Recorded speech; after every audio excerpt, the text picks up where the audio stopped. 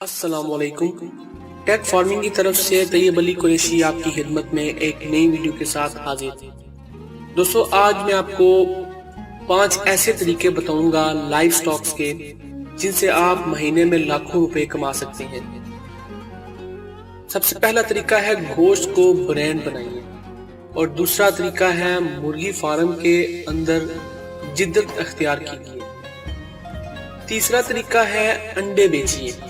چوتھا طریقہ ہے دودھ کو پروڈکٹ کی شکل دیجیے، اور پانچواں طریقہ ہے سائلیج سینٹر بنائیے۔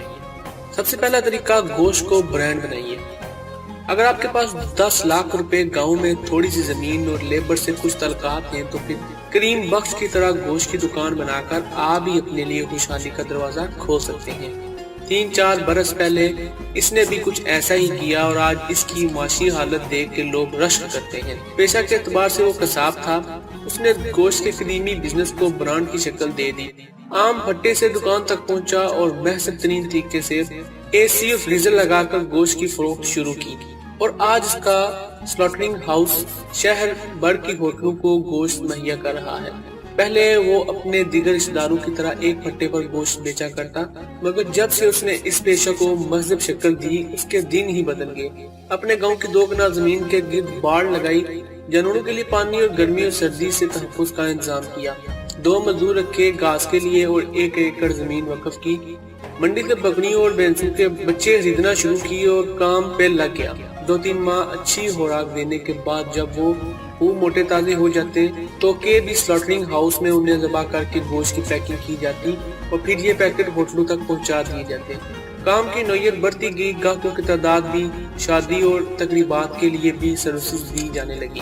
جیسے جیسے سروسز بڑھتی گئی، وہ جانوروں کی تعداد بھی بڑھاتا گیا۔ عام طور پر یہ وہ کمزور سے جانور خریدتا جو کہ اسے سستے مل جاتے۔ 3 ماہ کی خوب ہاتھ اور مدارت سے جب ان کی کیفیت بہتر ہو جاتی، ان کو ذبح کر دیا جاتا۔ اگر آپ اس کام میں دلچسپی رکھتے ہوں تو اس بزنس کے لیے آپ کو قریبی گاؤں میں ایک باڑہ، شہر میں دکان، اور 2 سے 3 ملازم، اور بیک وقت 4 سے 5 بڑے جانور اور 10-15 بکریوں کے بچے درکار ہوں گے۔ اس کے بعد مارکیٹنگ اور کام شروع۔ ذبح کرنے کا کام خود سیکھ لینا بہتر ہے گا، ورنہ اخراجات بڑھ سکتے ہیں۔ تمام ہوٹلز اور ٹینٹ سروس تک اپنا پیغام پہنچا دیا جائے تو حیرت انگیز ابتدا ہو سکتی ہے۔ شاپنگ بیگ پرنٹڈ ہوں، اور دکان پہ صفائی اور نفاست کے ساتھ فریزر بھی موجود ہونے چاہیے جہاں پہ گوشت سٹاک کیا جا سکے۔ نمبر 2 پہ آتا ہے مرغی فارم کے اندر جدت اختیار کیجیے۔ اگر آپ کے پاس 8 لاکھ روپے ہیں تو پھر آپ رفیع الدین کی طرح جدید مرغی فارم بنا لیجیے۔ محنت اور قسمت کا ملاپ ہو جائے تو رزق ساون بادوں کی طرح برسنے لگے گا۔ رفیع الدین نے پرانے طرز کے فارم کی جگہ جدید سسٹم اپنایا۔ 1,000 مرغی کے لیے الگ الگ فارم بنائے، اور مختلف وقتوں میں مرغیاں پالنا شروع کی۔ بجائے مرغی کے فروخت کرنے، اس نے گوشت کے کھوکے بنوائے اور مزدور رکھ کے خود ہی شمالاً جنوباً 120x28 سائز کا فارم بنانے پہ 4 سے 5 لاکھ روپے خرچ ہوں گے۔ 1.5 لاکھ تک سامان آئے گا۔ یہ فارم 2000 برائلر مرغی کے لیے کافی ہوگا۔ 24 گھنٹوں کے لیے 2 مزدوروں کی ضرورت ہوگی۔ 40 دن کی محنت سے مرغی گوشت کے لیے تیار ہوگی۔ چوزے کی قیمت، فیڈ، پانی، میڈیسن، ویکسینیشن اور خدمت پر تقریباً 3 لاکھ روپے خرچ ہو جائیں گے، اور یہ تیار مرغی فی کلو کے حساب سے فروخت ہوگی۔ عام طور پہ یہ لوگ چوزہ، خوراک اور میڈیسن ادھار لیتے ہیں، اور مال کی تیاری کے بعد فروخت کے وقت رقم کی ادائیگی کی جاتی ہے۔ تیار شدہ مال کی خریداری عام طور پر وہی کمپنی کرتی ہے جس سے خوراک، میڈیسن وغیرہ لی جاتی ہے، لیکن اس میں ریٹ زیادہ لگایا جاتا ہے۔ اگر چوزہ، دوائی اور خوراک کی خریداری نقد ہو تو زیادہ فائدہ ہوتا ہے۔ رفیع الدین نے بھی ایسا ہی کیا۔ چوزہ، خوراک اور میڈیسن نقد داموں خرید لیے، اور جب چوزہ تیار ہو گیا تو اس نے گوشت کی فروخت کے لیے اپنا کھوکا لگایا۔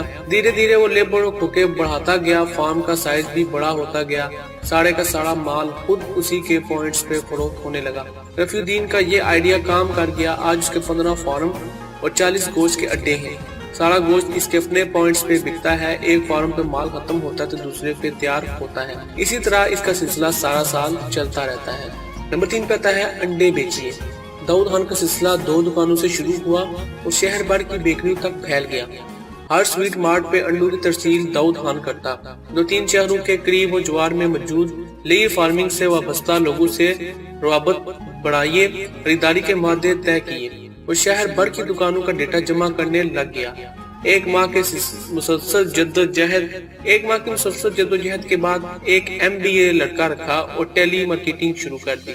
दाऊद एग सेंटर से नुमान बोल रहा हूँ, कैसे हैं सर? फिर ऑर्डर मिलने लगे और काम फैलता गया। अगर आपके पास 2 लाख रुपए है तो अंडों का बिजनेस शुरू कर दीजिए। गर्मी में स्टॉक को कोल्ड स्टोरेज रेंट पे लेके रखा जा सकता है। सर्दियों में अंडे की मांग बढ़ जाती है और अच्छा रेट मिलता है। अगर आपके पास इन्वेस्टमेंट कम हो तो 10-15 हजार से मिस्री और गोल्डन चूजा भी पाला जा सकता है, इससे भी हाथरवा नफा होगा। दूध को प्रोडक्ट की शक्ल दीजिए। गुलाम अली की तरह गांव से दूध शहर की तरफ लाइए और क्रीम निकालिए, बगैर फरोख्त कीजिए। वो रोजाना 4 से 5 मन दूध फरोख्त करता है। उसकी बचत में आहिस्ता आहिस्ता भैंस और गैया खरीदता जा रहा है। 2-4 साल में दूध की प्रोडक्ट इसकी अपनी होगी, खरीदना नहीं होगा और जानवर भी महफूज रहेंगे। कुर्बानी के मौके पर जानवरों की खरीदो फरोख्त भी कर सकता है। अगर वो चाहे तो क्रीम निकाल के दही, लस्सी और मक्खन का पॉइंट भी बना सकता है। अगर दुकान लेकर वहीं पे दूध से मुतल्लिका तमाम प्रोडक्ट्स फरोख्त की जा सकती हैं। अगर आपके पास 3 लाख रुपए हो तो 3 भैंसें या 4 गैया लीजिए और दूध की प्रोडक्ट्स बना लीजिए। इंशाल्लाह ये आपकी खुशहाली का पहला साबित कदम होगा। साइलेज सेंटर बनाइए। गांव और देहात की जमीनें रिस्क उगलती हैं। खुशाब के रहायशी असलम पनिया ने जमीन से बरामद होने वाले बाजरा, मकई और ज्वार को जानवरों के लिए महफूज करने का सोचा। इसको अमली शक्ल डालने की ठान ली। 4 कनाल जमीन के गिर्द 4 दीवारी खड़ी की और घास खरीदना शुरू कर दिया। 4 से 5 एकड़ तैयार शुदा घास खरीद कर टोका मशीन से कुतरना शुरू किया और ढेर लगाता गया।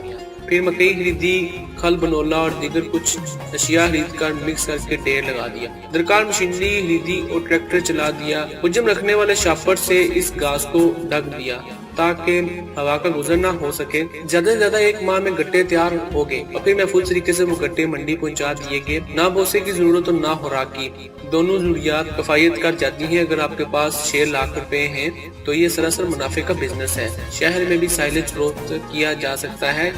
ये घास और खुराक दोनों की जरूरत पूरी करता है। याद रखिए, दर्ज बाला लाइव स्टॉक के किसी भी बिजनेस में हाथ डालने से पहले तजर्बा जरूर हासिल कीजिए, वरना हजारा हो सकता है।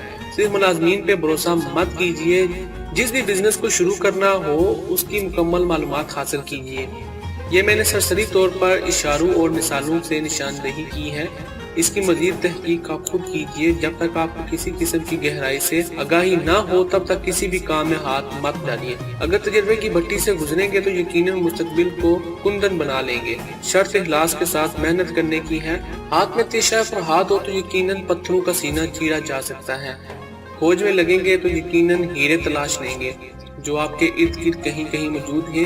रिस्क बिखरा पड़ा है, बस तलाशी चाहिए।